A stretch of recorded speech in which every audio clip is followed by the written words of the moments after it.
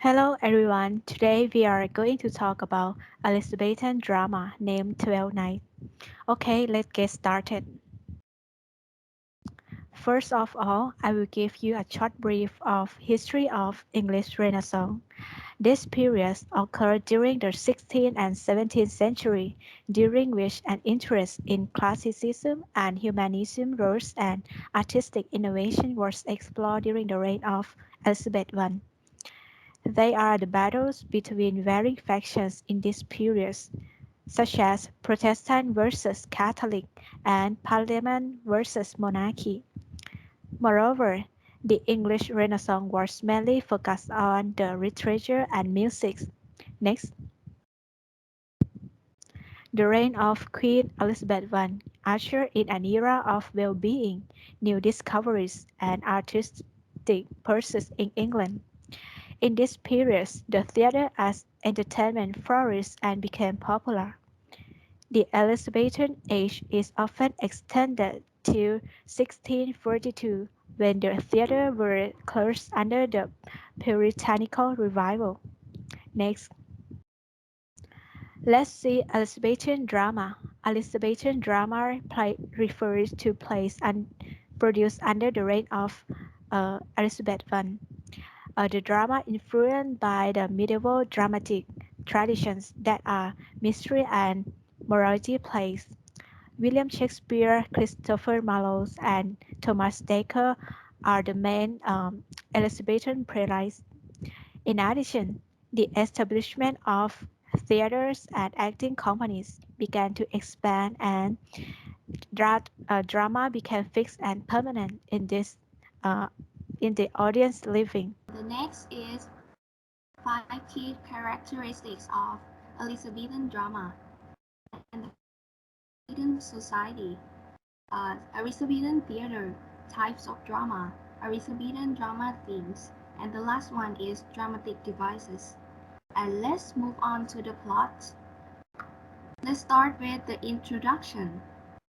Orsino loves Olivia who won't see him, and the rising action is that Viola's go to work for Orsino dressed as a boy named Cesario, and Orsino sends Cesario to woo Olivia, but Viola loves Orsino, and Viola as Cesario woos Olivia, who falls in love with her, and Sebastian appears in Ililia, having been saved by Antonio. And Sir Chubby, Sir Andrea, and Maria play a trick on Manvolio. Antony serves Cesario from a duel thinking he is Sebastian, and Olivia asks Sebastian to marry her thinking he is Cesario. And the climax is that Viola and Sebastian finally meet face to face. And the following action is that Orsino vows to marry Viola, and Olivia learns how Malvolio was tricked and freed him. And the last one is solution. Orsino and Viola will stay with Olivia until they marry. And let's go to the next one. The themes of this drama. Next. The first theme is love. Love can cause pain. Every major character experiences some form of love.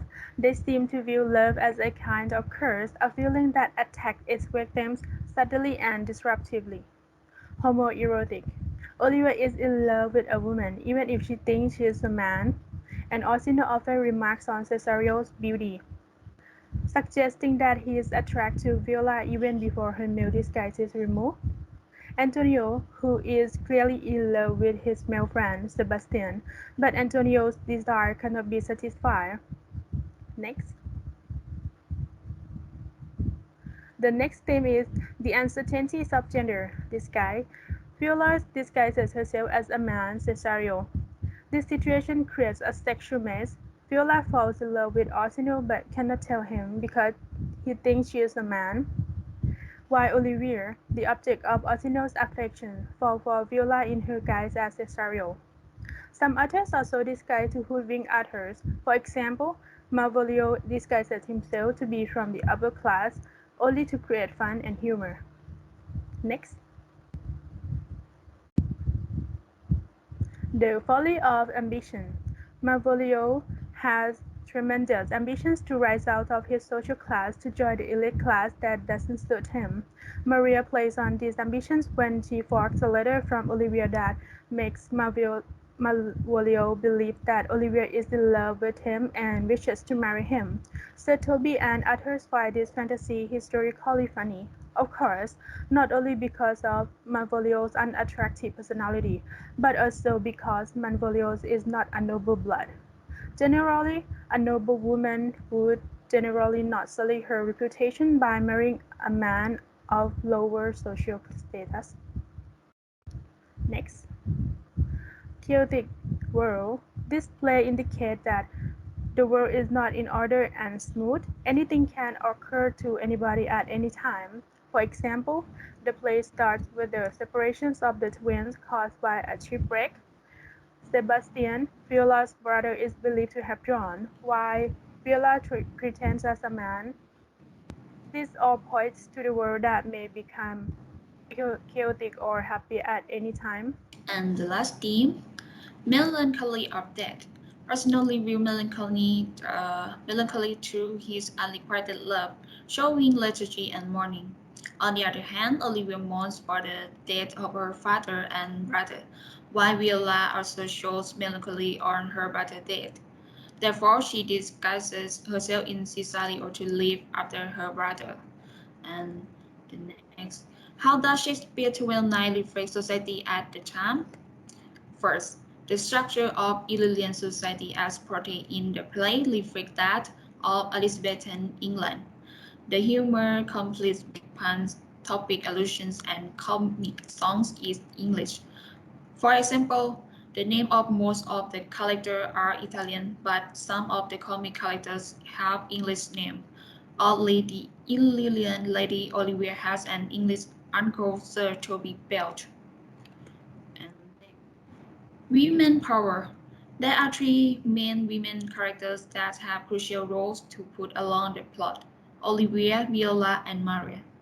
In Shakespeare time periods, it was rare for women to have a significant role in most things, as males were still very dominant and held important over the women. For example, Olivia's ability to marry herself to whomever she chooses is a power that women in that time typically do not have in that time. She also states that she wishes to marry a man with less wealth and status than her. Next, homosexual, the societal barricade of homosexuality. For example, Viola falls in love with her master, Orsino, but cannot act on it because their culture does not permit homosexual relationship. Olivia was only in love with the appearance of her man. For Antonio, Antonio's passionate devotion to Sebastian can be read as homoerotic, or at least romantic. And Lady Olivia falls in love with Viola, who is dressed as a man but still resembles a woman. Caste society. Social caste distinction remains a common theme throughout Shakespeare's plays. Shakespearean era society possesses a structured hierarchy of social castes based largely on wealth and nobility. Shakespeare's commentary on social caste in his comedy Twelfth Night exposes the divide humorously by displaying ironic interaction between varying social castes. Twelfth Night places a variety of characters from different social classes in close quarters, causing inevitable conflict among castes. Next, love and marriage across social classes. For example, Malvolio must ultimately face the realization that he is fool and socially unworthy of his noble mistress. So love cannot conquer all obstacles, and those who desire go unfulfilled remain no less in love. Being treated as a caste length, for example, When Viola's social status is revealed at the end of the play, Orsino sees her as a social equal, declaring her to be her master mistress. Viola is instantaneously restored to her aristocratic position and is immediately granted the respect intrinsic with this status. Next, the last element of the play that reflects Elizabethan society is gender. Viola dresses as a male and changes her name into Cesario in order to gain entry into Arsinoe's court. This shows that in Elizabethan England, women were considered inferior to men and were not allowed to act professionally, and female parts were all performed by men. So Viola would have actually been played by a male actor. Next, the writing style of Elizabethan age. It includes a language. The use of prose and verse reflects the mischievous upturning of social identities and hierarchies in Twelfth Night. For most of the play, prose and verse signal differences to privilege among the characters. Aristocratic characters tend to speak in verse, when either addressing one another or when engaged in introspection, while servants tend to speak in prose. Next, the last one is frequent use of puns and double entendre. It deployed mostly by face, and it raises the play's distinctly witty feel. For example, a sentence is but a shrill glove to a good wit. Face says to Viola, meaning that a clever imagination can twist language inside out like a glove, manipulating sense at will. Face often skillfully uses verbal puns to reveal the hidden traits of other characters. When he brazenly calls Lady Olivia a fool and insists that she, not him, be taken away, he reasons that since her brother is now in a better place, as she herself believes, then she is foolish to grieve as intensely as she does. To mourn for Madonna, to mourn for your brother's soul in heaven. In general, the use of puns serves to cut through characters' delusions about themselves and reveal their true motivations. Thank you for your watching.